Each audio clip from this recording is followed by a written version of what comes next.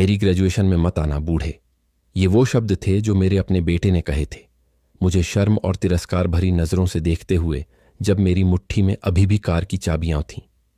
वे शब्द मेरे चेहरे पर नहीं, सीधे मेरे दिल पर लगे, जैसे उसने मेरे जीवन में उस जगह को अचानक उखाड़ फेंका जिसके बारे में मैंने हमेशा सोचा था कि वह मेरी है। मैं, जिसने उसे कितनी बार उसी कार में स्कूल छोड़ा था, जिसने बारिश में बाहर उसका इंतजार किया था, जिसने उसकी कॉलेज की फीस भरने के लिए अपने औजार बेचे थे, अब एक बोझ बन गया था। मेरा नाम रामेश्वर है, मैं 72 साल का हूं और मैंने अपनी पूरी जिंदगी जयपुर में बढ़ई का काम किया है। मैं विलासिता में पैदा नहीं हुआ, लेकिन मेरे हाथों ने कम उम्र में ही लकड़ी को आकार देना और अपने वचन को निभाना सीख लिया था। मैंने अपने बेटे को अकेला पाला जब उसकी माँ उसे 8 साल की उम्र में छोड़कर चली गई। मैंने कभी शिकायत नहीं की, उसे कभी गर्म भोजन की कमी नहीं हुई, न ही एक साफ वर्दी की। मैंने अपनी पीठ तोड़ दी ताकि उसे वह सब मिल सके जो मुझे कभी नहीं मिला। और अब वह मुझसे कह रहा था कि मैं उसे अपनी डिग्री लेते हुए देखने न जाऊं, जैसे मेरी मौजूदगी उसके नए जीवन में एक दाग थी। उस दिन मैंने उसे एक पुरानी एम्बेसडर कार उपहार में देने की योजना बनाई थी, जिसे मैंने सालों तक अपने हाथों से ठीक किया था। हर पुर्जा, हर पेंच मैंने उसे ध्यान में रखकर लगाया था। मैंने उसे वर्कशॉप में तिरपाल से ढककर रखा था, उस पल का सपना देखते हुए जब मैं उसे मुस्कुराते हुए देखूंगा। लेकिन जब मैंने उसे चाबियां दी तो मुझे कृतज्ञता नहीं दिखी, मुझे बेचैनी दिखी। और फिर उसका वह वाक्य जिसे मैं भूल नहीं सकता, उसने चिल्लाया नहीं, उसने मुझे गालियां नहीं दी, लेकिन उसने मुझसे कुछ बहुत बुरा कहा कि वह नहीं चाहता था कि मैं उसके जीवन के सबसे महत्वपूर्ण दिनों में से एक पर मौजूद रहूं। मैंने जवाब नहीं दिया। मैंने चाबियां उसके हाथ में रख दी और उसने उन्हें ऐसे स्वीकार कर लिया जैसे कोई साधारण पैकेट ले रहा हो। जैसे ही वह सड़क की ओर बढ़ा, मुझे लगा कि वर्कशॉप, घर, मेरा पूरा संसार खामोश हो गया है। कोई हथौड़ा नहीं, कोई आरी नहीं, कोई लकड़ी की गंध नहीं जो मुझे दिलासा दे सके। कई सालों में पहली बार मैंने अपने विचारों को दबाने के लिए रेडियो नहीं चलाना चाहा। उस रात मैं सोया नहीं। मैं रसोई में एक ठंडी कॉफी की कप लिए बैठा रहा, दीवार को ऐसे देख रहा था जैसे वह मुझे कोई जवाब दे सके। और इतने सारे विचारों के बीच जो आ जा रहे थे, एक विचार टिक गया। एक ऐसा विचार जो पहले मुझे सोचने से भी डर लगता था, लेकिन जो जल्द ही अपरिहार्य हो गया। अगर उसे लगता था कि मैं उसकी ग्रेजुएशन में रहने लायक नहीं हूं, तो शायद ये दिखाने का समय था कि मैं भी गायब होना जानता था, लेकिन उस तरह से नहीं जिसकी उसने कल्पना की थी। क्योंकि कभी कभी बेटा, किसी को अपनी बात सुनाने के लिए आवाज उठाने की जरूरत नहीं होती। वह विचार जो उस रात मेरे सिर में घुस गया था, वह सिर्फ गुस्सा नहीं था, वह खाली बदला नहीं था, वह दर्द और गरिमा का मिश्रण था। जैसे कोई आंसू पी जाता है, लेकिन गले में एक गांठ होती है जो उसे सांस नहीं लेने देती।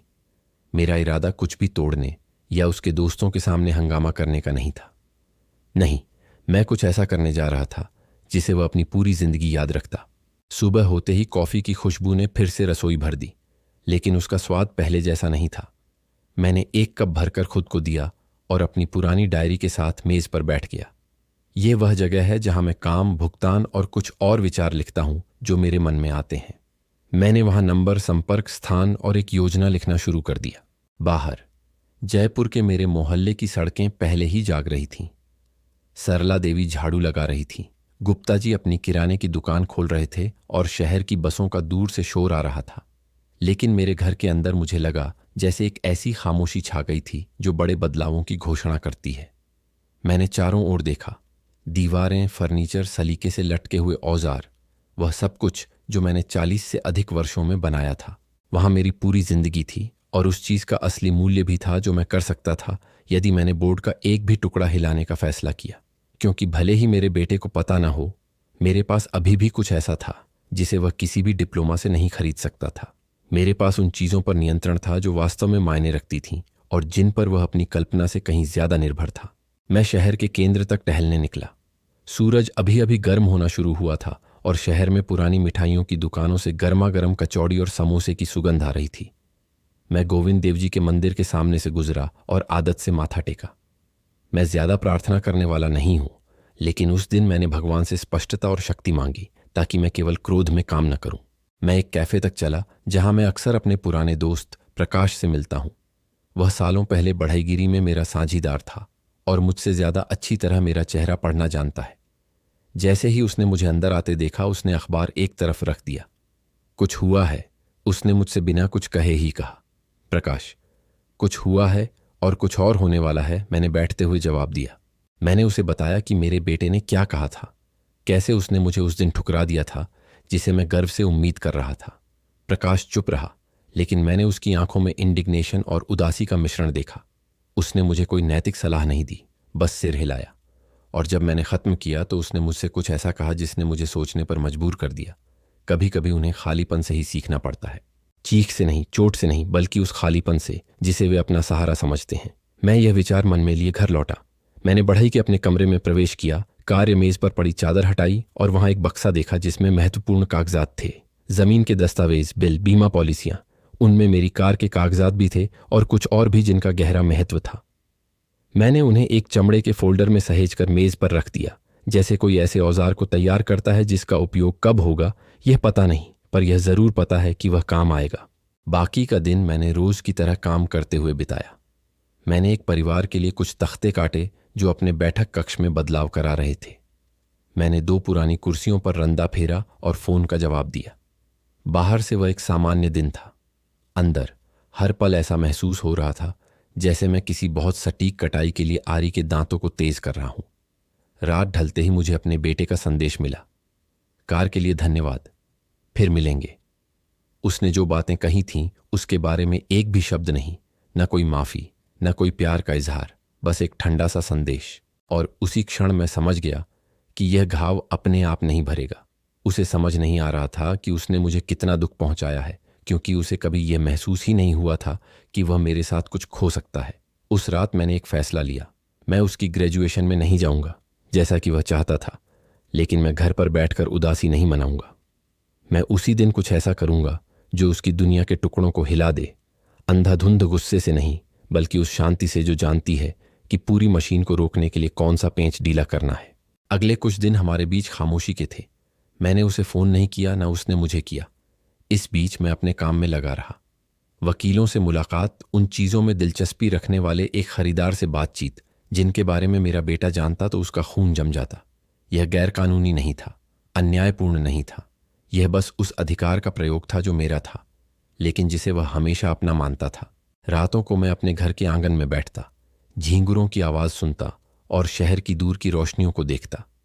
मैं उन सालों के बारे में सोचता जो हमने साथ बिताए थे। कैसे मैं उसे पार्क ले जाता था, कैसे मैं उसे डर लगने पर गले लगाता था, और मैं यह पूछने से खुद को रोक नहीं पाता कि उसे कब भूल गया कि मैं हमेशा उसके साथ था। शायद वह भूला नहीं था, शायद उसे कभी लगा ही नहीं था कि मैं भी जा सकता हूं और उस तरह से वापस नहीं आऊंगा जिसकी उसे उम्मीद थी। उसकी ग्रेजुएशन में 3 दिन बाकी थे जब मुझे आधिकारिक निमंत्रण डाक से मिला। विडंबना है ना? वह नहीं चाहता था कि मैं जाऊं, लेकिन विश्वविद्यालय चाहता था। मैंने लिफाफा खोला, नाम बड़े करीने से लिखा देखा और उसे मेज पर रख दिया। मैंने उसे फाड़ा नहीं, न ही रखा। मैंने उसे वहीं छोड़ दिया ताकि मुझे याद दिलाता रहे कि वह खाली सीट जो वह समारोह के दिन देखेगा वह भूल के कारण खाली नहीं होगी, बल्कि एक फैसले के कारण होगी। बड़े दिन से एक रात पहले मैंने तैयार किए हुए दस्तावेजों पर हस्ताक्षर पूरे किए। नोटरी ने मुझे उत्सुकता से देखा, लेकिन कुछ पूछा नहीं। उसने मुझे प्रतियां सौंपी और मुझसे हाथ मिलाया। जब मैं वहां से निकला तो जयपुर की हवा अलग महसूस हो रही थी, जैसे मैंने कोई बड़ा काम पूरा कर लिया हो और अब बस परिणाम का खुलासा करने के सही समय का इंतजार था। ग्रेजुएशन का दिन साफ आसमान के साथ शुरू हुआ, ऐसा आसमान जो कुछ वादा करता हुआ लग रहा था। मैं जल्दी उठा, लेकिन अच्छे कपड़े पहनने और सभागार तक टैक्सी लेने के लिए नहीं। मैंने अपनी काम वाली कमीज, अपने पुराने जूते पहने और अपने बढ़ई के कमरे की ओर निकला। जब मेरा बेटा गाउन और टोपी पहनकर तस्वीरें खिंचवा रहा था, मैं एक सौदा पूरा कर रहा था जिसकी उसने कभी कल्पना भी नहीं की थी कि उसी दिन हो रहा था। और वहीं हस्ताक्षरों और हाथ मिलाने के बीच मैंने सोचा, बेटा, आज तुम सीखोगे कि कभी कभी जब कोई कहता है मत आना, तो उसे न केवल वह नहीं मिलता है जो नहीं आया, बल्कि वह भी नहीं रहता जो वह अपना मानता था। उसकी ग्रेजुएशन के अगले दिन मैं उम्मीद से ज्यादा शांत उठा। इसलिए नहीं कि मैं उसके कहे शब्द भूल गया था, बल्कि इसीलिए कि मैंने वह कर दिया था जो मुझे करना था। कोई चिल्लाना नहीं था, कोई लंबित बहस नहीं थी, बस उस व्यक्ति की भारी खामोशी थी जिसने अपनी चालें चल दी थीं और अब खेल के नतीजे का इंतजार कर रहा था। मैं हर दिन की तरह सुबह जल्दी बढ़ई के कमरे में गया। लकड़ी और वार्निश की महक हमेशा मुझे शांत करती है। एक युवा जोड़े द्वारा मंगवाई गई मेज पर रंदा फेरते हुए मैंने जेब में फोन के कंपन को महसूस किया। मेरे बेटे का संदेश था। ग्रेजुएशन शानदार रही। ससुराल वाले आए थे, मेरे दोस्त भी। अफसोस आप नहीं आ पाए। अफसोस, उसने ऐसा लिखा था जैसे मेरी अनुपस्थिति कोई अप्रत्याशित घटना थी, कोई सचेत निर्णय नहीं, न ही कार के बारे में एक शब्द, न सालों की मेहनत के लिए कोई धन्यवाद। बस वह ठंडा और हल्का सा वाक्य। मैंने उसे देखा पर जवाब नहीं दिया। इसलिए नहीं कि मैं उसे चोट पहुंचाना चाहता था, बल्कि इसलिए कि मैं समझ गया था कि उस पल में मेरा कोई भी जवाब दीवार से बात करने जैसा होगा। वह अपनी जीत का पल जी रहा था। ऐसे लोगों से घिरा हुआ था जो उसे बधाई दे रहे थे, और मेरे सामने एक अलग तरह का मंच था। उसी सुबह प्रकाश बढ़ई के कमरे से होकर गुजरा। उसके हाथ में नुक्कड़ वाली दुकान से 2 गरम चाय थी और वही मुस्कान। अंदर एक अजीब सी शांति थी, वह शांति जो तब महसूस होती है जब आपको पता हो कि कुछ बड़ा होने वाला है। वह मेरे सामने बैठे, एक गिलास मेज पर रखा और मुझसे बोले, रामेश्वर, सब कुछ बंद कर दिया? मैंने सिर हिलाया। तो अब बस धैर्य रखो। जो प्रकाश और मैं जानते थे, और जो मेरा बेटा आकाश अभी भी नहीं जानता था, वह यह था कि एक संपत्ति के कागजात, जिसे वह अपने भविष्य का हिस्सा मानता था, अब उसकी पहुंच से बाहर थे। यह वह घर नहीं था जहां मैं रहता था, न ही वह गाड़ी जो मैंने उसे उपहार में दी थी। यह कुछ और था, कुछ ऐसा जिसे वह भविष्य में अपना मानकर चल रहा था। यह एक निवेश था जो मैंने वर्षों पहले जयपुर के बाहरी इलाके में एक जमीन में किया था, जब मैं सोचता था कि विरासत छोड़ना एक पिता का सबसे बड़ा कर्तव्य है। सालों तक वह जमीन खामोश पड़ी रही। कभी कभी मैं वहां जाता, खरपतवार काटता, देखता कि बाट मजबूत है या नहीं। मैंने कभी अपने बेटे को यह नहीं बताया कि उसकी कीमत कितनी है या मैं उसका क्या करने वाला था, लेकिन उसे इसका हल्का फुल्का अंदाजा था, क्योंकि एक बार जब वह किशोर था तो मैं उसे वहां ले गया था और उसने मुझे यह कहते सुना था कि एक दिन यह उसका होगा। ऐसा लगता है कि वह वाक्य उसकी किसी भी अन्य शिक्षा से ज्यादा उसके दिमाग में बैठ गया था। खैर, अब ऐसा नहीं होगा। मैंने इसे एक समूह को बेच दिया था जो वहां कार्यशालाओं और गोदामों का एक छोटा परिसर बनाने की योजना बना रहा था। उन्होंने मुझे अच्छी कीमत दी और सबसे महत्वपूर्ण बात, जल्दी से, इतना कि मैं अपने जीवन में नए फैसले बिना पीछे मुड़े ले सकूं। ग्रेजुएशन के 2 दिन बाद मेरा बेटा मेरी बढ़ई की दुकान पर आया। वह अच्छे कपड़े पहने हुए था, सफेद कमीज और नई घड़ी। उसने बिना खटखटाए दरवाजा खोला और बोला, पिताजी, मुझे आपसे बात करनी है। मैंने उसे ऊपर से नीचे देखा और उसे एक कुर्सी की ओर इशारा किया। बताओ, मुझे पता चला कि आपने सांता रोजा की जमीन बेच दी। हाँ, और आपने मुझे क्यों नहीं बताया? मैंने जवाब देने से पहले उसे एक पल देखा। उसके चेहरे पर वह भाव था जैसे उसे उम्मीद हो कि जवाब एक माफी होगा, लेकिन मैंने उसे नहीं दी, क्योंकि मुझे तुम्हें बताने की कोई जरूरत नहीं थी। वह मेरी है, लेकिन आपने कहा था कि एक दिन वह मेरी होगी, और मैंने यह भी कई बार कहा था कि जो लोग हमें प्यार करते हैं उनकी परवाह करनी चाहिए। तुमने बेटे तय किया कि तुम नहीं चाहते कि मैं तुम्हारे ग्रेजुएशन में आऊं। मैंने तय किया कि मैं नहीं चाहता कि वह जमीन किसी ऐसे व्यक्ति का इंतजार करती रहे जो मुझे अपने पास नहीं चाहता। बढ़ई की दुकान में खामोशी गहरी हो गई। बाहर एक ट्रक गुजर रहा था। पुराने इंजन की आवाज और ब्रेक के चीखने की आवाज सुनाई दे रही थी, लेकिन अंदर केवल वह, उसके आश्चर्य का चेहरा और मैं लकड़ी के धूल से सने हाथों के साथ थे। आप ऐसा मेरे साथ नहीं कर सकते, उसने अंततः आवाज ऊंची करते हुए कहा। मैं कर चुका हूं, और यह तुम्हें चोट पहुंचाने के लिए नहीं है। यह तुम्हें यह समझाने के लिए है कि इस जीवन में कुछ भी गारंटी शुदा नहीं है, यहां तक कि पिता का प्यार भी नहीं, अगर उसकी परवाह न की जाए। वह अचानक उठ खड़ा हुआ, कुर्सी को पीछे धकेलता हुआ। वह दरवाजे तक चला गया, लेकिन बाहर निकलने से पहले वह मुड़ा और मुझे गुस्से और डर के बीच कुछ भावों के साथ देखा। उसने और कुछ नहीं कहा। उसने दरवाजा जोर से बंद कर दिया। मैं गहरी सांस लेता हुआ बैठा रहा। मुझे विजयी महसूस नहीं हो रहा था। घमंड करने जैसा कुछ नहीं था, लेकिन एक अजीब सी शांति थी, यह जानकर कि वर्षों में पहली बार मैंने एक स्पष्ट सीमा तय की थी। उस शाम जब मैं औजार रख रहा था, मुझे एक फोन आया। वह जमीन के खरीदार थे। उन्होंने मुझे पुष्टि की कि अंतिम भुगतान मेरे खाते में आ चुका है। मैंने फोन रखा और चारों ओर देखा। यह पैसा न तो विलासिता के लिए था, न ही बदला लेने के लिए। मैं इसे किसी ऐसी चीज के लिए इस्तेमाल करूंगा जिससे मुझे शांति मिले, कुछ मेरा अपना। उस रात मैं मोहल्ले में घूमता रहा। मैंने बच्चों को गली में खेलते देखा। पड़ोसी ने चबूतरे पर बैठकर बातें कर रही थीं और मेरे सीने में एक गर्माहट महसूस हुई। मैंने किसी शांत जगह जाने का सोचा, शायद चपला झील के पास एक छोटा सा गांव, एक ऐसी जगह जहां सुबह धीमी हो, चाय अधिक कड़क और शामें गीली मिट्टी की खुशबू से भरी हो। लेकिन जयपुर से जाने से पहले कुछ और भी था जो मुझे करना था। उसके लिए नहीं, बल्कि अपने लिए। मैं गरिमा के साथ अध्याय बंद करना चाहता था, सिर्फ कागजात से संबंध तोड़कर नहीं। अभी कुछ दिन बाकी थे जब इस बिक्री की खबर पूरे परिवार में फैल जाती, और मैं जानता था कि जब ऐसा होगा तो केवल वही मुझे ढूंढने नहीं आएगा।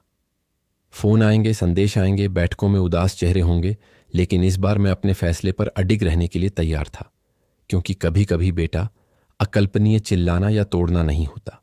अकल्पनीय है शांति से मुस्कुराना जब आप दरवाजा बंद करते हैं, यह जानते हुए कि वे उसे कभी उसी तरह नहीं खोलेंगे। खबरें उड़ती हैं, और जयपुर में वे और भी तेजी से उड़ती हैं जब उनमें थोड़ा सा घोटाला होता है। जमीन बेचने के 1 सप्ताह भी नहीं हुआ था और मैंने अपना नाम ऐसे लोगों के मुंह से सुना था जिन्हें मैं जानता भी नहीं था। किराने की दुकान पर, पुरानी मिठाइयों की दुकान पर, यहां तक कि कचौड़ी और समोसे के ठेले पर भी किसी के पास बूढ़े रामेश्वर के बारे में एक राय थी जिसने एक अप्रत्याशित कदम उठाया था। लेकिन मुझे सबसे ज्यादा आश्चर्य पड़ोसियों की टिप्पणियों से नहीं हुआ, बल्कि मेरे बेटे की खामोशी से हुआ। पूरी खामोशी, न कोई फोन, न कोई संदेश। मुझे नहीं पता था कि वह अपना गुस्सा पी रहा था या मुझसे कैसे भिड़ना है, इसकी योजना बना रहा था। मैं अपनी ओर से इसका पता लगाने की कोई जल्दी में नहीं था। मैंने अपनी दिनचर्या ऐसे ही जारी रखी जैसे कुछ हुआ ही ना हो। सुबह मैं बढ़ई की दुकान खोलता, गर्म चाय पीता। प्रकाश के साथ मिलकर मैं अधूरे पड़े ऑर्डरों पर काम कर रहा था। शाम को मैंने आसपास के गांवों में एक ऐसी जगह की तलाश शुरू की जो मेरा नया ठिकाना बन सके। मुझे ऐशो आराम नहीं, शांति चाहिए थी। एक ऐसी जगह जहां छत पर गिरती बारिश की आवाज या भोर में मुर्गे की बांग ही सबसे तेज शोर हो। ऐसे ही एक दिन घूमते हुए मैं चापला के रास्ते में एक छोटे से गांव पहुंच गया। पत्थरीली सड़कें, नीची छत वाले घर और जयकरंडा की महक से भरी साफ हवा। वहां मुझे एक संपत्ति पसंद आई। एक छोटी सी सादी कुटिया, एक बड़ा आंगन और कोने में एक अंजीर का पेड़। फाटक थोड़ा खुला था और एक महिला दरवाजे पर झाड़ू लगा रही थी। मैंने पास जाकर पूछा तो पता चला कि वह बिकने वाली थी। सरला देवी ने बताया, यह मेरे भाई की है, वह विदेश में रहता है और अब वापस नहीं आएगा। और कितना दाम है? मैंने पूछा। उन्होंने मुझे एक वाजिब दाम बताया। मैंने मोल भाव नहीं किया। मैंने उनके भाई का नंबर मांगा और उसी शाम उन्हें फोन किया। इस बीच जयपुर में हलचल मच गई थी। प्रकाश ने मुझे बताया कि उसने आकाश को अपनी प्रेमिका के साथ एक कैफे में देखा था और एक परिचित के अनुसार वह बहुत नाराज था क्योंकि उसने उस जमीन को अपने ससुराल वालों के साथ मिलकर बनाई गई योजना का हिस्सा मान रखा था। मुझे नहीं पता था कि यह कोई कारोबार था, निवेश था या सिर्फ दिखावा, लेकिन अब वह योजना धरी की धरी रह गई थी। 2 दिन बाद आखिरकार वह सामने आया। इस बार वर्कशॉप में नहीं, बल्कि मेरे घर पर। उसने जोर से दरवाजा खटखटाया, जैसे कोई झगड़े के लिए तैयार हो। जब मैंने खोला तो उसका माथा सिकुड़ा हुआ था, सांसें तेज चल रही थीं। क्या तुम बता सकते हो कि तुम्हें हुआ क्या है? उसने सीधे पूछा। मुझे कुछ नहीं, मैंने जवाब दिया। मैं तो बहुत ठीक हूं, बल्कि तुमने बिना बताए जमीन बेच दी और अब मुझे एक समस्या हो गई है। वह समस्या मेरी नहीं है बेटा। तुमने तय किया कि मैं तुम्हारे जरूरी पल में न रहूं और मैंने तय किया कि तुम मेरी भविष्य की योजनाओं में न रहोगे। बस इतनी सी बात। मैंने देखा कि उसने जैसे कोई जवाब ढूंढते हुए थूक निकला जो मिल नहीं रहा था। फिर उसने अपनी आवाज धीमी कर दी, जैसे कहने में उसे मुश्किल हो रही हो। पिताजी, ससुराल वाले उस जमीन को गिरवी रखकर मेरे साथ निवेश करने वाले थे। अब सब कुछ बर्बाद हो गया है। मैं उसे काफी देर तक देखता रहा। हफ्तों बाद यह पहली बार था जब उसने मुझे पिताजी कहा था, लेकिन यह प्यार से नहीं बल्कि स्वार्थ से भरा था। देखो बेटा, वह जमीन मेरी थी। मैंने उसे सालों तक संभाला, पैसे दिए, उसका रखरखाव किया। मैंने तुमसे कभी कुछ नहीं मांगा। और जब तुमने तय किया कि मैं तुम्हारी ग्रेजुएशन में रहने लायक नहीं हूं, तो तुमने मुझे अपनी जिंदगी में मेरी जगह साफ कर दी। अब तुम समझते हो कि हर फैसले की एक कीमत होती है। हम चिल्लाए नहीं, कोई गाली गलौच नहीं हुई, बस वह ठंडा आदान प्रदान, जिससे यह साफ हो गया कि कुछ टूट गया था और आसानी से ठीक होने वाला नहीं था। आखिरकार वह बिना अलविदा कहे चला गया। उसी रात मुझे चापला की कुटिया के मालिक का फोन आया। वह उसे बेचने को तैयार था और हम 1 हफ्ते में सौदा पक्का कर सकते थे। मैंने एक ऐसी शांति महसूस की जो मैंने काफी समय से महसूस नहीं की थी। यह केवल जगह की बात नहीं थी, यह खुद को एक नई शुरुआत देने की बात थी। शोर शराबे और उन तनावों से दूर जो मेरी दिनचर्या का हिस्सा बन गए थे। अगले कुछ दिनों में मैंने कुछ सामान बांधना शुरू किया। सब कुछ नहीं, सिर्फ वही जो मैं सचमुच अपने साथ ले जाना चाहता था। औजार, पुरानी तस्वीरें, कुछ फर्नीचर जो मैंने खुद बनाए थे। बाकी सब रह सकता था या जा सकता था। पैकिंग करते समय मुझे एक पुरानी तस्वीर मिली। मेरा बेटा बचपन में पुरानी एम्बेसडर के बोनट पर बैठा हुआ, जो मैं उसे एक दिन उपहार में देने वाला था, बिना दांत दिखाए मुस्कुरा रहा था। मैं उसे काफी देर तक देखता रहा। मुझे गुस्सा नहीं आया, मुझे दूरी महसूस हुई, जैसे उसका वह रूप और जो अब मेरे सामने था दो अलग अलग व्यक्ति हों। जाने से पहले मैं बातें साफ कर देना चाहता था, इसलिए मैंने एक छोटा सा पत्र लिखा। उसे मनाने के लिए नहीं, बल्कि यह बताने के लिए कि मैंने जो कुछ भी किया वह इरादे से किया था, आवेग में नहीं। मैंने उसे वर्कशॉप की मेज पर रख दिया, जहां मुझे पता था कि देर सबेर वह उसे ढूंढ लेगा। उसमें बस इतना ही लिखा था, बेटा, जिंदगी में हर चीज की देखभाल करनी पड़ती है, रिश्तों की, भावों की, शब्दों की। जिसकी देखभाल नहीं होती वह खो जाता है। मैंने अपनी चीजों की देखभाल की, अब तुम अपनी चीजों की देखभाल करो। रामेश्वर। इसके साथ ही मैंने जयपुर में मालिक के तौर पर आखिरी बार वर्कशॉप का दरवाजा बंद किया। जिस दिन मैंने चापला में घर खरीदने के कागज पर दस्तखत किए, उस दिन आसमान एकदम साफ था, उस नीले रंग का जो हाथ से पेंट किया हुआ लगता है। मैंने जयपुर के केंद्रीय बस स्टैंड से पहली बस पकड़ी। कंधे पर एक बैग और कागजों वाली फाइल थी। यात्रा 1 घंटे से थोड़ी ज्यादा चली, लेकिन मेरे लिए यह एक अदृश्य सीमा पार करने जैसा था। मैं सारा शोर शराबा, उत्सुक निगाहें, फुसफुसाहटें पीछे छोड़ रहा था और एक ऐसी जगह में प्रवेश कर रहा था जहां समय धीमा चलता हुआ लगता था। जब बस ने मुझे गांव के प्रवेश द्वार पर छोड़ा तो हवा में गर्मा गर्म कचौड़ी और समोसे तथा गीली मिट्टी की खुशबू आ रही थी। मैं कुटिया तक चला। वह वहीं थी जैसी मुझे याद थी। सफेद दीवारें, खपरेल की छत, एक हरे रंग का फाटक जो खुलने पर थोड़ा चरमराता था, और कोने में अंजीर के पेड़ वाला विशाल आंगन। बेचने वाला मेरा इंतजार कर रहा था। लगभग 60 साल का एक आदमी, जिसने ताड़ के पत्ते की टोपी पहन रखी थी और उसका लहजा मुझसे ज्यादा धीमा था। यह लो चाबियां रामेश्वर जी, आपको यहां रहना पसंद आएगा, उसने मेरा हाथ मिलाते हुए कहा। मजबूत इच्छा शक्ति। मुझे पूरा यकीन है, मैंने जवाब दिया। मैं अंदर गया और हर कोने का जायजा लिया। छोटा सा बैठक, पुरानी टाइलों वाली रसोई और शयन कक्ष की खिड़की से पूरा आंगन दिखता था। कोई फर्नीचर नहीं था, लेकिन यह मुझे परेशान नहीं कर रहा था। मुझे जो पसंद आया वह थी शांति की अनुभूति, वह चुप्पी जिसे केवल पक्षियों का चहचहाना और अंजीर के पत्तों को हिलाती हवा ही तोड़ रही थी। उसी दिन मैं गांव की दुकान पर बुनियादी सामान खरीदने गया। एक बिस्तर, एक मेज, एक छोटा सा चूल्हा। मुझे साधारण शुरुआत करने की कोई परवाह नहीं थी। मैंने हमेशा कम में काम करना सीखा था और अब भी यह अलग नहीं होगा। उस रात मैंने अकेले खाना खाया, नई मेज पर बैठा, झींगुरों की आवाज सुनता रहा और एक ऐसी शांति महसूस कर रहा था जो मुझे शहर में अब नहीं मिल रही थी। जबकि मैं अपने नए घर में ढल रहा था, जयपुर में चीजें दूसरी दिशा में बढ़ रही थीं। प्रकाश ने मुझे 2 दिन बाद फोन करके बताया कि उसने मेरे बेटे को वर्कशॉप में कुछ ढूंढते हुए देखा था। जब प्रकाश ने उसे बताया कि मैं अब वहां नहीं रहता, तो उसे हैरानी हुई। जाहिर है उसने मुझसे कई पड़ोसियों से भी पूछा था, लेकिन किसी ने उसे स्पष्ट जवाब नहीं दिया। जो वह नहीं जानता था वह यह था कि मैंने सब कुछ तैयार छोड़ दिया था। खाते बंद कर दिए थे। जो औजार मैं नहीं ले गया था उन्हें बेच या दान कर दिया था और वर्कशॉप की चाबियां एक नए किराएदार को सौंप दी थीं। मैंने कोई डीला सिरा नहीं छोड़ा, बदले की भावना से नहीं, बल्कि इसलिए कि मैं अब उस जगह से बंधा नहीं रहना चाहता था जहां मुझे अपने ही परिवार में एक असहज मेहमान जैसा महसूस कराया गया था। चापला में मेरे दिन छोटी छोटी दिनचर्याओं से भरने लगे, जिसने मुझे साधारण चीजों का आनंद वापस दिलाया। मैं सुबह जल्दी उठता, गर्म चाय बनाता और आंगन में बैठकर अखबार पढ़ता। फिर मैं बाजार तक पैदल जाता, जहां लोग मुझे पहचानने लगे थे और नमस्ते रामेश्वर जी कहकर अभिवादन करते थे। मैं ताज़ी सब्जियां, एक टुकड़ा पनीर और कभी कभी एक यम्मी पाव खरीदता था, जिसे मैं शाम के नाश्ते के लिए बचा कर रखता था। दोपहर में मैं गांव के लोगों के लिए छोटे फर्नीचर बनाता था। यहाँ एक कुर्सी, वहाँ एक शेल्फ, कुछ भी बड़ा नहीं, लेकिन हाथ व्यस्त रखने और दिमाग शांत रखने के लिए पर्याप्त था। और हर बार जब मैं एक संतुष्ट ग्राहक को देखता तो मुझे याद आता कि मुझे इस शिल्प से प्यार क्यों हुआ। क्योंकि व्यक्ति बिना थोपे निशान छोड़ता है, जैसे लकड़ी को धैर्य से ढाला जाता है। इस बीच मेरे बेटे के फैसलों का बोझ महसूस करने के संकेत दूसरों के माध्यम से आ रहे थे।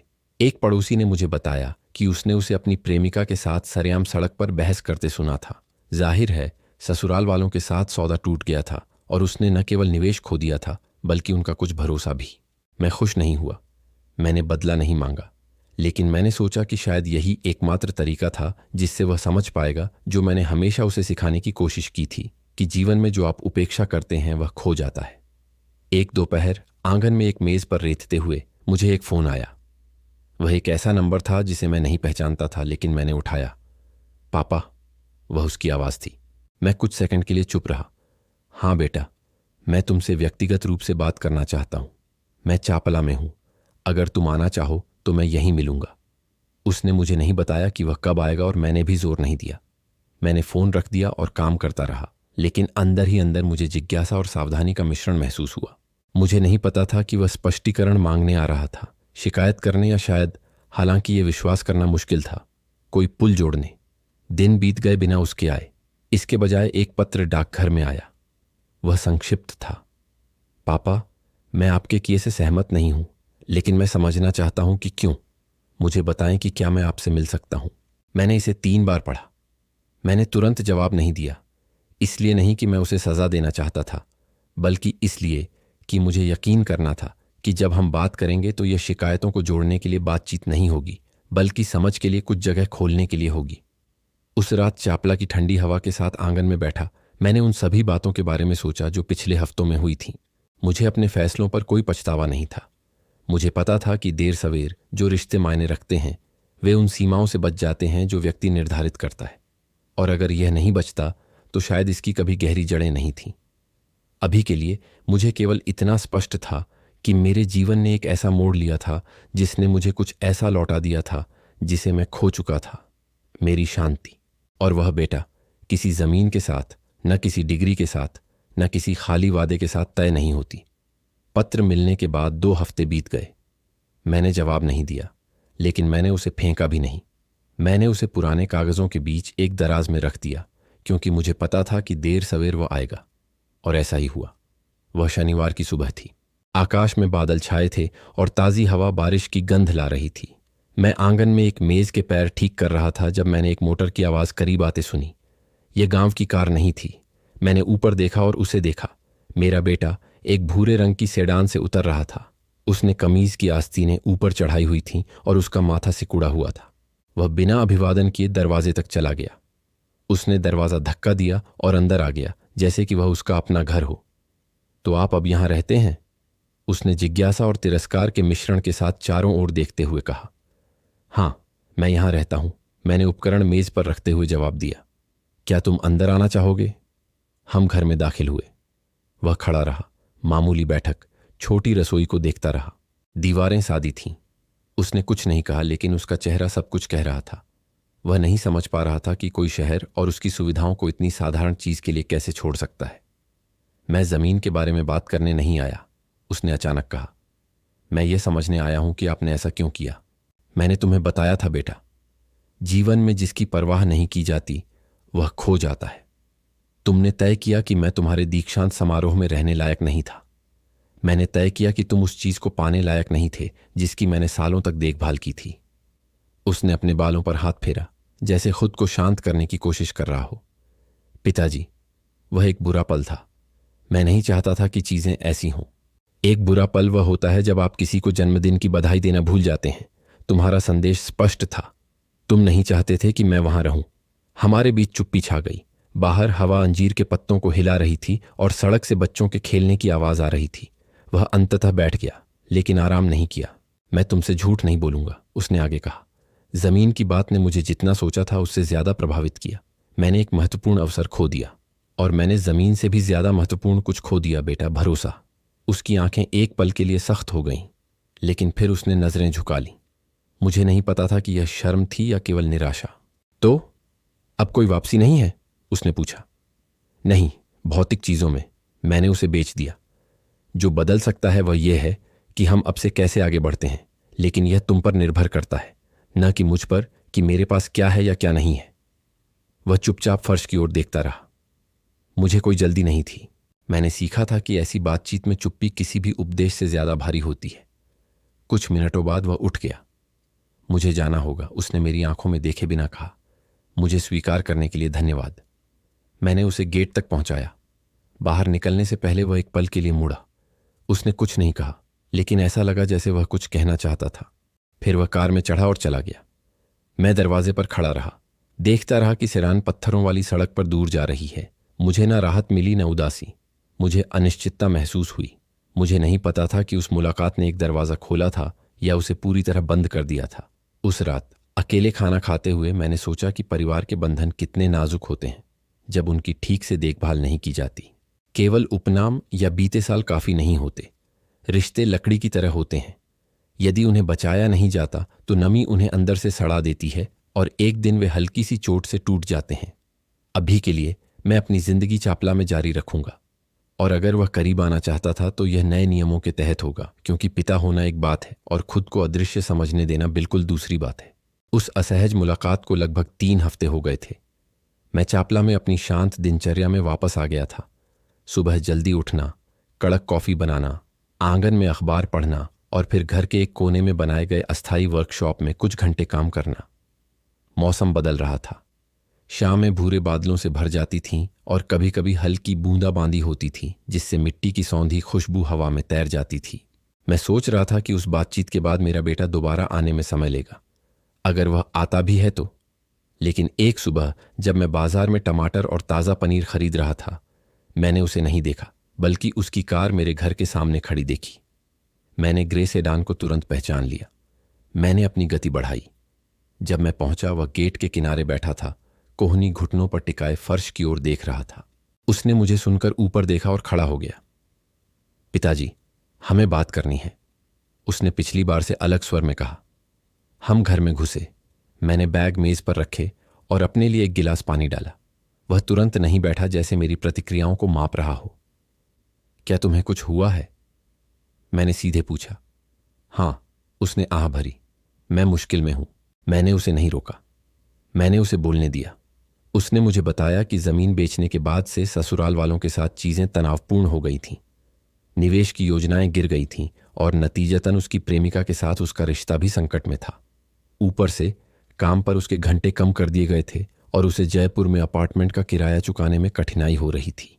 पिताजी, मैं आपसे पैसे मांगने नहीं आया हूं, उसने जल्दी से कहा, जैसे वह जानता था कि मैं क्या सोच रहा हूं। मैं आपसे जगह मांगने आया हूं, बस कुछ समय के लिए, जब तक मैं स्थिर न हो जाऊं। मैं चुपचाप उसकी आंखों में देखता रहा। वह मेरा बेटा था, हाँ, लेकिन वह वही था जिसने मुझे अपने दीक्षांत समारोह में न आने को कहा था, जिसने मुझे महसूस कराया था कि मैं उसकी जिंदगी में बाधा बन रहा हूं। और अब वह मेरे दरवाजे पर खड़ा था, उस जगह पर रुकने की गुहार लगा रहा था जिसे मैंने सब कुछ छोड़कर फिर से शुरू करने के लिए चुना था। बेटा, मैंने धीरे से कहा, यह घर मेरा ठिकाना है। मैं यहां शांति पाने आया हूं, और भले ही मुझे यह कहना मुश्किल लगे, मुझे नहीं पता कि तुम्हारी उपस्थिति यहां वह शांति लाएगी या नहीं। पिताजी, मैं आपसे वादा करता हूं, मैं बोझ नहीं बनूंगा। मुझे बस कुछ हफ्तों की जरूरत है। मैंने उसकी आवाज में जल्दबाजी और अपमानित गर्व का मिश्रण देखा। उसे मदद मांगने की आदत नहीं थी, कम से कम इस तरह से तो नहीं। मैं खिड़की तक गया और बाहर देखा। आंगन में अंजीर के पत्ते हवा में हिल रहे थे और मुझे वे सारी बातें याद आईं जब मैं बिना सोचे समझे उसकी मदद के लिए दौड़ पड़ा था। इस बार कुछ मुझे ज्यादा सावधान रहने को कह रहा था। मैंने कहा, देखो बेटा, मैं तुम्हारे लिए दरवाजा बंद नहीं करूंगा। तुम रह सकते हो, लेकिन कुछ शर्तों पर। यहां कोई ऐशो आराम नहीं, कोई पार्टियां नहीं, और न ही लगातार मेहमान आएंगे। और सबसे बढ़कर यहां कोई बेइज्जती नहीं करेगा। अगर तुम आ रहे हो तो साथ रहने के लिए आ रहे हो, अपनी मर्जी थोपने के लिए नहीं। मैं समझता हूं, उसने जल्दी से सिर हिलाते हुए कहा। मैं आपका आभारी हूं। उस रात वह एक छोटा बैग और एक सूटकेस लेकर आया। मैंने उसे एक सादा कमरा दिया जिसमें एक बिस्तर और एक छोटी मेज थी। हमने ज्यादा बात नहीं की, बस कुछ छोटे छोटे वाक्य बोले, जैसे दो अजनबी जो एक ही छत साझा करना शुरू कर रहे हों।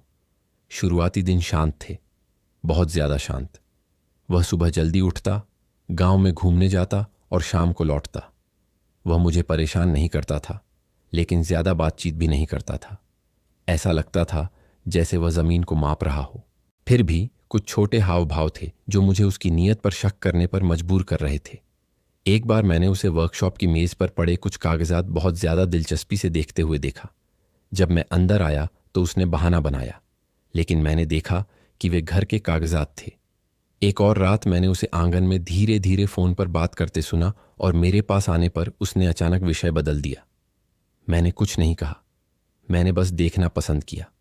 मैंने बहुत पहले ही सीख लिया था कि कभी कभी लोगों को अपने असली इरादे खुद ही दिखाने देना बेहतर होता है। एक दोपहर जब मैं पड़ोसी सरला देवी के लिए एक कुर्सी ठीक कर रहा था, वह एक प्रस्ताव लेकर मेरे पास आया। पिताजी, उसने कहा, मैं सोच रहा था अगर आप ये घर बेच दें और हम वापस जयपुर चले जाएं तो वहां आपको ज्यादा काम मिलेगा, ज्यादा ग्राहक। मैंने उसे घूर कर देखा। हम? मैंने पूछा। ठीक है, हम वहां साथ रह सकते हैं। मैं आपकी दुकान में आपकी मदद करूंगा। मैं जानता था कि यह सिर्फ मेरी मदद करने के लिए नहीं था। जयपुर में किराया उसके दिमाग को खा रहा था और एक सुरक्षित छत के साथ वहां वापस जाना ही उसकी असली प्रेरणा थी। नहीं बेटा, मैंने बिना किसी हिचकिचाहट के जवाब दिया। यह वह घर है जहां मैं रहना चाहता हूं। मैंने इसे बेचने या उस सब पर लौटने के लिए नहीं खरीदा है जिसे मैंने पीछे छोड़ दिया था। उसका चेहरा बदल गया। वह विनम्र बेटा नहीं था जो कुछ हफ्तों की गुजारिश कर रहा था। वही नाराजगी का लहजा फिर से दिखाई दिया, जैसे मेरा फैसला उसके लिए एक व्यक्तिगत बाधा हो। आप हमेशा वही करते हैं जो आप चाहते हैं, है ना? उसने अचानक उठते हुए कहा। हां बेटा, और इस बार पहले से कहीं ज्यादा। वह आंगन में चला गया और वहां काफी देर तक रहा। मैंने कुर्सी ठीक करना खत्म किया और उसे सरला देवी को दे दिया, जिन्होंने मुझे एक मुस्कान और ताज़ी गरम कचौड़ी की एक थैली के साथ भुगतान किया। जब मैं वापस अंदर आया तो वह अपने कमरे में था। उस रात जब मैं अपने लिए चाय बना रहा था, मैंने सोचा कि शायद मैंने उसे बहुत जल्दी अंदर आने दिया था। मुझे डर नहीं था कि वह क्या कर सकता है, बल्कि इसलिए कि मेरी शांति, जिसे मैंने इतनी मुश्किल से वापस पाया था, फिर से कमज़ोर महसूस होने लगी थी। और तब मुझे समझ आया कि भले ही कोई अपने बेटे से प्यार करता हो, लेकिन हमेशा उसे किसी भी दरवाजे से गुजरने देना अच्छा नहीं होता, खासकर जब आपको यह साफ ना हो कि वह सुलह चाहता है या सिर्फ एक अस्थायी आश्रय, ताकि वह बाद में पहले जैसा ही बना रहे। चपला में मेरे बेटे के साथ शुरुआती हफ्ते तूफान से पहले की शामों जैसे थे। हवा शांत लगती है, लेकिन किसी को महसूस होता है कि माहौल में कुछ इकट्ठा हो रहा है। वह सुबह जल्दी उठता, टहलने या काम ढूंढने निकलता जैसा वह कहता था, और दोपहर के करीब लौटता। मैं ज्यादा नहीं पूछता था, लेकिन हर छोटी छोटी बात पर ध्यान देता था। मैंने देखा कि उसका रवैया वैसा नहीं था जैसा वह आया था। वह अब इतनी विनम्रता से बात नहीं करता था और न ही उतना आभारी दिखता था। इसके विपरीत वह ज्यादा बेफिक्र लगता था, जैसे वह रहने के लिए बस गया हो, और सिर्फ कुछ हफ्तों के लिए नहीं, जैसा उसने वादा किया था। उसने घर को बेहतर बनाने, फर्नीचर हटाने के बारे में छोटे छोटे सुझाव देना शुरू कर दिया था। उसने मुझे एक तरफ से एक अतिरिक्त दरवाज़ा खोलने का भी सुझाव दिया ताकि वह ज्यादा विशाल दिखे। मैं बेवकूफ़ नहीं बना। ये विचार सुंदरता के लिए नहीं थे, ये संकेत थे कि वह इस जगह को अपनी संपत्ति के रूप में देख रहा था। एक दोपहर जब मैं आंगन में एक मेज को पॉलिश कर रहा था, मैंने उसे अपने कमरे से फ़ोन पर बात करते सुना। मैं जासूसी नहीं करना चाहता था, लेकिन उसकी आवाज़ अनजाने में ऊंची हो गई थी। वह संपत्ति के बारे में कुछ कह रहा था, और जैसे ही पिताजी मानेंगे। फिर उसने अपनी आवाज़ धीमी कर दी, जैसे उसने ध्यान दिया हो कि मैं उसे सुन सकता हूं। वह एक जबरन मुस्कान के साथ कमरे से बाहर आया और मुझसे पूछा कि क्या मैं चाहता हूं कि वह मेज़ में मेरी मदद करे। मैंने जवाब नहीं दिया, बस सिर हिलाया और काम करता रहा। लेकिन अंदर ही अंदर वह वाक्य मेरे दिमाग में घूमता रहा। उस रात उसके सो जाने के बाद मैं रसोई की मेज़ पर बैठ गया और मानसिक रूप से उस ज़मीन को बेचने के बाद से जो कुछ भी हुआ था, उस सब पर विचार किया। उसकी पहली यात्रा शिकायतों से भरी थी, दूसरी रहने की गुजारिश के साथ, और अब ये अधूरे कमेंट्स जो एक बड़ी दिलचस्पी को दर्शाते थे। मैं जल्दबाजी नहीं करना चाहता था, लेकिन मैं अनजान भी नहीं रह सकता था। मैंने जीवन में सीखा था कि जब टुकड़े एक साथ आने लगते हैं तो पूरी तस्वीर देखनी पड़ती है, और मेरी तस्वीर मुझे बता रही थी कि कुछ ठीक नहीं था। मैंने तब फैसला किया कि मैं और ज़्यादा नज़दीकी से देखूंगा। मैंने महत्वपूर्ण कागजात एक ऐसी जगह पर रखे जिसके बारे में वह नहीं जानता था, और यह देखने के लिए छोटे छोटे सबूत छोड़ने लगा कि क्या वह उनकी जांच करता है। उदाहरण के लिए, मैं एक खाली फोल्डर डेस्क पर छोड़ देता था, अपनी जगह से हिली हुई थी। यह मेरा वहम नहीं, यह मेरी पक्की जानकारी थी कि वह कुछ ढूंढ रहा था। इस बीच वह ऐसे व्यवहार करने लगा था जैसे यह घर कोई साझा जगह हो, मेरा निजी ठिकाना नहीं। उसने अपने गांव के एक दोस्त को बिना बताए बुला लिया। वह देर रात तक सोफे पर टीवी चलाकर बैठा रहता, और एक बार तो वह रसोई में एक ऐसी औरत को ले आया जिसे उसने मुझसे मिलवाया भी नहीं। बस इतना कह दिया कि वह राह चलती दोस्त है।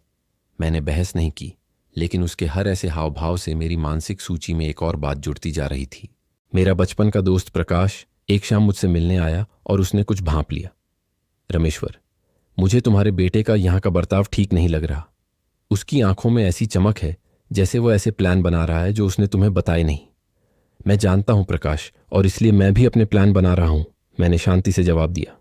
एक हफ्ते बाद जब हम गांव में टहल रहे थे, मेरे बेटे ने एक बात कही जिसने मेरे शक को पुख्ता कर दिया। पिताजी, आपको पता है कि यहाँ मकानों की कीमतें बहुत बढ़ गई हैं। अगर आप इसे अभी बेच दें तो आप काफ़ी मुनाफा कमा सकते हैं और हम जयपुर में मिलकर किसी चीज़ में निवेश कर सकते हैं। हम कर सकते हैं। फिर से वही शब्द, यह आप कर सकते हैं, नहीं हम कर सकते हैं था। और इससे मुझे साफ हो गया कि उसका विचार मेरी सुविधा बढ़ाने का नहीं था, बल्कि फिर से अपनी पहुंच में एक सुरक्षित संसाधन लाने का था। उस रात मैंने तय किया कि मैं और इंतजार नहीं करूंगा। अगर वह कुछ प्लान कर रहा था तो मैं उससे आगे निकल जाऊंगा, सीधे टकराव से नहीं। वह तो बस चीख पुकार और ताने बाने लाएगा, बल्कि एक खामोश चाल से, जैसे कोई किसी चीज को सही जगह पर फंसाने के लिए कील लगाता है ताकि वह फिट न बैठे। पहले मैं गांव के वकील के पास गया। मैंने उसे समझाया कि मैं संपत्ति को भविष्य की समस्याओं से बचाने के लिए सुरक्षित करना चाहता हूं, और यदि संभव हो तो एक ऐसी शर्त रखवाई जाए जिसमें स्पष्ट हो कि इसे मेरी व्यक्तिगत अनुमति के बिना, चाहे मैं जीवित रहूं या न रहूं, बेचा या हस्तांतरित नहीं किया जा सकता। वकील, एक मोटी मूंछों वाले और धीमी गति से बात करने वाले व्यक्ति ने मेरी बात ध्यान से सुनी और कहा कि यह संभव है, हालांकि इसमें एक अतिरिक्त प्रक्रिया शामिल होगी। मुझे कोई फर्क नहीं पड़ा। मैंने जो हस्ताक्षर करने थे कर दिए। फिर मैंने अपने एक विश्वसनीय पड़ोसी, श्रीमान बलदेव, जो मेरे घर से 2 घर छोड़कर रहते थे, उनसे बात की। मैंने उनसे कहा कि अगर मैं कभी न रहूं और संपत्ति पर कोई अजीब हरकत देखे तो मुझे तुरंत फोन करे। उन्होंने बिना सवाल किए सिर हिला दिया। इस बीच मेरा बेटा अपनी दिनचर्या में लगा रहा, मेरे कामों से अनजान, लेकिन मुझे उसमें बेचैनी दिखने लगी। वह भविष्य की योजनाओं के बारे में अक्सर पूछता था, और यहां तक कि उसने सुझाव दिया कि हम सब कागजात ठीक करवा लें ताकि सब कुछ व्यवस्थित रहे। मैं बस मुस्कुराता रहा और बात बदल देता था। आखिरी बूंद एक शुक्रवार की दोपहर को आई। मैं बाजार गया था और लौटने पर मैंने उस अलमारी का दरवाज़ा थोड़ा खुला पाया जहां मैं महत्वपूर्ण दस्तावेज रखता हूं। चाबी अपनी जगह पर नहीं थी। मैंने जांच की और वाकई वह चाबी जो मैं हमेशा अपनी पैंट की जेब में रखता हूं वहां नहीं थी। मैंने पूरे घर में ढूंढा और वह उसके कमरे में बिस्तर के पास की मेज पर मिली। मैंने कुछ नहीं कहा, बस उसे अपनी जेब में रख लिया और अलमारी को 2 बार घुमाकर बंद कर दिया। उस रात जब वह आंगन में फोन पर बात कर रहा था, मैं रसोई में बैठा उसकी आवाज की धीमी गूंज को सुनता रहा, जो दूर से मेढकों के गाने की आवाज से मिल रही थी। मैं सुन पाया, हाँ मैं यहीं हूं। नहीं, अभी तक नहीं, लेकिन जल्द ही।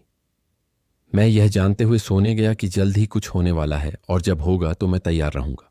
उस दोपहर के बाद जब मुझे उसके कमरे में मेरे दस्तावेजों की चाबी मिली थी, ठीक 1 हफ्ता ही बीता था, और जैसा मुझे आभास था, वह तूफान जो बन रहा था आखिरकार आ ही गया। यह बुधवार का दिन था। सूरज छत की टाइलों पर जोर से चमक रहा था और हवा में लकड़ी के धुएं की गंध थी। मैं आंगन में एक कुर्सी पर रेत रगड़ रहा था जब वह अपने कमरे से एक लिफाफा हाथ में लेकर निकला। वह उसे ऐसे लहरा रहा था जैसे कोई जरूरी चीज हो। पिताजी, मैं चाहता हूं कि आप यह पढ़ें, उसने मुझे देते हुए कहा। मैंने बिना किसी हड़बड़ी के उसे लिया। ये कुछ छपे हुए कागजात थे जिन पर बिक्री का अनुबंध लिखा था। मैंने ऊपर देखा। यह क्या है? यह एक अवसर है, उसने अपने शब्दों को मापते हुए जवाब दिया। जयपुर में मेरा एक साथी एक व्यवसाय में निवेश करना चाहता है और यह घर एकदम सही गारंटी हो सकता है। आप हस्ताक्षर करते हैं, वह हमें पूंजी देता है और हम 1 साल से भी कम समय में इसे 2 गुना कर सकते हैं। मैं उसे बिना कुछ कहे देखता रहा। अंजीर के पेड़ की छाया मेरी कार्यमेज पर पड़ रही थी और उस चुप्पी में मैंने पास से गुजरती एक मधुमक्खी की भनभनाहट साफ सुनी। नहीं बेटा, पिताजी, आपने तो सोचा भी नहीं। यह सुनहरा मौका है। मैंने सोच लिया है और जवाब नहीं है। उसका हाव भाव तुरंत बदल गया। उसकी आवाज एक सुर ऊंची हो गई। हमेशा वही तुम्हारे साथ, सब कुछ तुम ही तय करते हो, जैसे मुझे राय देने का कोई हक ही नहीं। क्योंकि तुम्हें उस चीज पर राय देने का हक नहीं है जो मेरी है, मैंने शांति से कहा। यह घर मैंने रहने के लिए खरीदा है, इसे अजनबियों के हाथों में सौंपने के लिए नहीं। उसने निराशा में अपने चेहरे पर हाथ फेरा। तुम समझते नहीं कि अब दुनिया कैसे चलती है। तुम्हारी गांव की मानसिकता से हम कभी आगे नहीं बढ़ेंगे। मुझे तुम्हारी तरह से आगे बढ़ने की जरूरत नहीं है बेटा। मैं इतना बड़ा हो चुका हूं कि मुझे पता है कि कौन सी चीजें समझौता नहीं की जाती। चुप्पी भारी हो गई। मैंने उसे अपने होंठ भींचते हुए देखा, जैसे वह कुछ रोक रहा हो, कुछ कहना चाहता था। आखिर उसने उगल ही दिया। तो फिर तुमने मुझे यहां आने क्यों दिया? ताकि तुम्हें सिर छिपाने को जगह मिले जब तक तुम संभल ना जाओ। यह नहीं कि तुम आकर उस एक चीज पर हाथ डालो जो मेरे पास शांति से बची है। वह अचानक उठा और घर के अंदर चला गया। मैंने सुना कैसे उसने अपने कमरे का दरवाजा जोर से बंद किया। मैं आंगन में गहरी सांसें लेता रहा। मैं गुस्सा नहीं था, मैं आश्वस्त था। उस बातचीत ने मुझे वह पुष्टि कर दी जो मैं पहले से जानता था। वह सुलह की तलाश में नहीं, बल्कि एक अवसर की तलाश में आया था। उसी शाम मैं गांव के वकील से मिलने गया। मेरे पास एक फाइल में संपत्ति के कागजात की प्रतियां और वह दस्तावेज था जिसे हमने हफ्तों पहले विशेष शर्त के साथ तैयार किया था। मैंने उससे कहा कि वह तुरंत सब कुछ दर्ज कर दे ताकि कोई कानूनी कमी न रहे जहां से कोई हस्तक्षेप करने की कोशिश कर सके। वकील ने मुझे आश्वासन दिया कि उस पल से घर को बेचने या गिरवी रखने का कोई भी प्रयास मेरी व्यक्तिगत सहमति के बिना असंभव होगा। बाहर निकलने पर मैं गांव के चौक में चला। ताज़ी हवा ने मेरा दिमाग साफ कर दिया। मैंने एक ठेले से गर्मागर्म चाय खरीदी और लोगों को आते जाते देखने के लिए बैठ गया। मैंने सोचा कि कैसे जिंदगी तुम्हें अपनी चीज़ों की रक्षा करना सिखाती है, दिखाई देने वाले ताले से नहीं, बल्कि ठोस निर्णयों से। जब मैं घर लौटा तो वह बैठक में बैठा था, जैसे मेरा इंतजार कर रहा हो। तो उसने पूछा। तो क्या? मैंने जवाब दिया। क्या तुमने सोचा? हां, और फैसला हो गया है। मैं कभी कुछ भी हस्ताक्षर नहीं करूंगा। उसका चेहरा तनावग्रस्त हो गया। तो मैं चला जाऊंगा। जो करना है करो बेटे। वह कुछ और सेकंड मुझे देखता रहा, जैसे इंतजार कर रहा हो कि मैं पछताऊंगा, लेकिन मैंने ऐसा नहीं किया। वह अपने कमरे में गया और उसी रात पैक करने लगा। कोई चीख पुकार या गाली गलौज नहीं हुई, केवल एक दरवाजे के बंद होने की आवाज और पक्की सड़क पर दूर जाती हुई एक मोटर की आवाज। मैं घर में अकेला रह गया, अंजीर के पेड़ की डालियों को हिलाती हुई हवा के नरम शोर के साथ। और लंबे समय में पहली बार मुझे लगा कि हवा फिर से साफ हो गई थी। मेरे बेटे के जाने के बाद की रात शांत थी, लेकिन उस असहज चुप्पी की तरह नहीं जो भारी होती है, बल्कि उस तरह की जो तुम्हें बिना किसी रुकावट के अपने विचारों को सुनने देती है। मैं आंगन में एक कप गर्म चाय के साथ बैठा, देख रहा था कि चांद कैसे अंजीर के पेड़ को रोशन कर रहा था। ताज़ी हवा में गीली मिट्टी की गंध थी और हर थोड़ी देर में एक झींगुर का गाना शांति भंग करता था। मैं यह नहीं कहूंगा कि उसे जाते हुए देखकर मुझे दर्द नहीं हुआ। वह मेरा बेटा था, मेरा खून। मैंने उसे उसके पहले कदम उठाते देखा। मैंने उसे हाथ पकड़कर स्कूल छोड़ा। मैंने उसे बुखार होने पर ढका। लेकिन वह वही था जिसने मुझे अपने जीवन के सबसे महत्वपूर्ण क्षणों में से एक से दूर कर दिया था।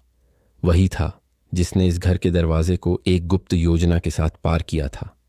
और जब कोई मेरी उम्र में पहुंचता है तो सीखता है कि हर दर्द बुरा नहीं होता। कुछ दर्द होते हैं जो साफ करते हैं, जो अध्याय बंद करते हैं और नए रास्ते खोलते हैं। उस रात मैं ऐसे सोया जैसे लंबे समय से नहीं सोया था, और अगली सुबह जल्दी उठ गया। इसलिए नहीं कि मुझे जल्दी थी, बल्कि इसलिए कि खिड़की से आती धूप ने मुझे याद दिलाया कि अभी भी बहुत कुछ जीना बाकी है। मैंने अपनी चाय बनाई, एक टुकड़ा पांव काटा जो सरला देवी ने मुझे एक दिन पहले दिया था, और शांति से नाश्ता किया, दूर से एक मुर्गे की आवाज सुनते हुए। अगले कुछ दिनों में मेरी दिनचर्या फिर से मेरी हो गई। मैं बाजार जाता, छोटे मोटे काम करता, पड़ोसियों को नमस्ते कहता, और जब भी मैं घर लौटता तो मुझे यह संतुष्टि महसूस होती कि मैं ऐसी जगह में प्रवेश कर रहा हूं जो न केवल कागजों में मेरी थी, बल्कि दिल से भी मेरी थी। प्रकाश एक दोपहर मुझसे मिलने आया, 2 कप चाय लाया और मेरे सामने उसी जगह बैठ गया जहां हमने कई बार जिंदगी के बारे में बात की थी। मुझे पता चला कि वह चला गया। उसने सीधे कहा, हां, वह चला गया। और तुम कैसा महसूस करते हो? आजाद, मैंने जवाब दिया, और मुझे आश्चर्य हुआ कि यह शब्द कितनी आसानी से निकला। प्रकाश मुस्कुराया। रामेश्वर, हर कोई वह नहीं करता जो तुमने किया। ज्यादातर लोग सहन करते रहते हैं, इंतजार करते हैं कि चीजें अपने आप बदल जाएं। मैंने भी इंतजार किया प्रकाश, मैंने सालों इंतजार किया, और मैंने केवल यही सीखा कि सम्मान भीख में नहीं मिलता, उसे शर्त के रूप में रखा जाता है। वह वाक्य मेरे मन में गूंजता रहा। प्रकाश के जाने के बाद भी मुझे एहसास हुआ कि यह सारी कहानी जमीन बेचने से लेकर अपने घर की रक्षा करने तक वास्तव में संपत्ति या पैसे के बारे में नहीं थी। यह कुछ और ज्यादा कीमती चीज के बारे में थी, मेरी गरिमा। वह जो व्यक्ति बूंद बूंद करके खो सकता है बिना एहसास हुए, जब तक कि एक दिन उसे एहसास न हो जाए कि वह खाली है। जिंदगी ने मुझे हाथों से काम करना सिखाया, धैर्य के साथ निर्माण करना, लेकिन इसने मुझे यह भी सिखाया कि एक कमजोर जमीन पर कुछ भी टिकाऊ नहीं बनाया जा सकता है। और रिश्ते भी ऐसे ही हैं। अगर नींव टूटी है तो कोई फर्क नहीं पड़ता कि तुम दीवारों को कितना भी रंगो, देर सवेर सब कुछ ढह जाता है। मुझे नहीं पता कि मेरा बेटा कभी समझेगा कि मैंने वे फैसले क्यों लिए जो मैंने लिए। शायद आज वह मुझे एक जिद्दी बूढ़ा देखता है जिसने उसके लिए दरवाज़ा बंद कर दिया। शायद समय के साथ उसे एहसास होगा कि मैंने वह दरवाज़ा स्वार्थ के लिए नहीं बंद किया, बल्कि खुद के बचे हुए थोड़े से हिस्से की रक्षा के लिए किया। हफ्तों बीतने के साथ मैंने उसकी कॉल का इंतज़ार करना छोड़ दिया, इसीलिए नहीं कि मैं उससे बात नहीं करना चाहता था, बल्कि इसलिए कि मैं समझ गया कि कभी कभी घावों को भरने के लिए जीवन को दूरी की ज़रूरत होती है। अगर वह कभी वापस आता है तो उसका स्वागत होगा, बशर्ते वह सच्चाई और सम्मान के साथ आए। तब तक मैं यहाँ अपने चापला वाले घर में मौसमों को बदलते हुए देखता हूँ। वसंत ऋतु में गूलर का पेड़ हरी पत्तियों और ठंडी छाया से भर जाता है। गर्मियों में गर्मी खिड़कियों से अंदर आती है और मुझे सभी दरवाजे खोलने के लिए मजबूर करती है। पतझड़ में हवा सूखी पत्तियों की गंध लाती है जो मुझे अपने बचपन की याद दिलाती है। और सर्दियों में, खैर, सर्दियों में कोई खुद को कंबल में लपेट लेता है और शुक्रगुजार होता है कि उसके पास अभी भी छत, दीवारें और शांति महसूस करने की जगह है। कभी कभी आंगन में अपनी चाय के साथ बैठा मैं मोहल्ले के बच्चों को गली में खेलते हुए सुनता हूँ। उनकी हंसी मुझे उन दिनों की याद दिलाती है जब मेरा बेटा भविष्य की चिंता किए बिना इधर उधर भागता था, और मैं सोचता हूँ कि किस पल वह नज़दीकी हमसे फिसल गई। शायद इसका कोई एक जवाब नहीं है। शायद ये कई छोटी छोटी चीज़ें थीं जो मिलकर हमें यहाँ तक ले आईं। जो मैं जानता हूँ वह ये है कि मुझे कोई पछतावा नहीं है। अगर मैं वापस जा पाता तो भी वही करता, क्योंकि कोई भी दूसरों को खुश करने के लिए नहीं जीता, यहाँ तक कि अपने बच्चों को भी नहीं। कोई व्यक्ति अपने विश्वासों के प्रति वफादार रहने के लिए जीता है, भले ही इसका मतलब कुछ समय के लिए अकेला रहना हो। और अगर मैं इस कहानी को सुनने वाले किसी व्यक्ति को कुछ सिखा सकता हूं तो वह यह है, सीमाएं निर्धारित करने से मत डरो, यह कहने से मत डरो, बस यहीं तक जब कोई व्यक्ति, भले ही आप उससे कितना भी प्यार करते हो, आपको खुद से कम महसूस कराता है। क्योंकि अगर आप अपनी शांति की परवाह नहीं करते हैं तो कोई और नहीं करेगा। आप जानते हैं, जो कुछ मैंने अनुभव किया उसके बाद मैं समझ गया कि किसी के पास जो सच्चा मूल्य है वह घर के आकार या उसके पास रखे पैसे में नहीं है, बल्कि उस शांति में है जिसके साथ कोई हर रात सोता है। और वह बेटे, वह मैं न बेचता हूं, न उधार देता हूं, और न ही किसी व्यवसाय के लिए गिरवी रखता हूं। और इसीलिए मेरे दोस्त, मैं तुम्हें बताता हूं, अपनी शांति और गरिमा की रक्षा के लिए कभी देर नहीं होती। अब तुम बताओ, अगर तुम मेरी जगह होते तो क्या करते? और अब जब तुम यहां हो तो यह भी बताओ कि तुम दुनिया के किस कोने से मुझे सुन रहे हो। इसे किसी ऐसे व्यक्ति के साथ साझा करें जिसे यह याद रखने की जरूरत है कि कभी कभी नहीं कहना आत्म प्रेम का सबसे बड़ा कार्य होता है।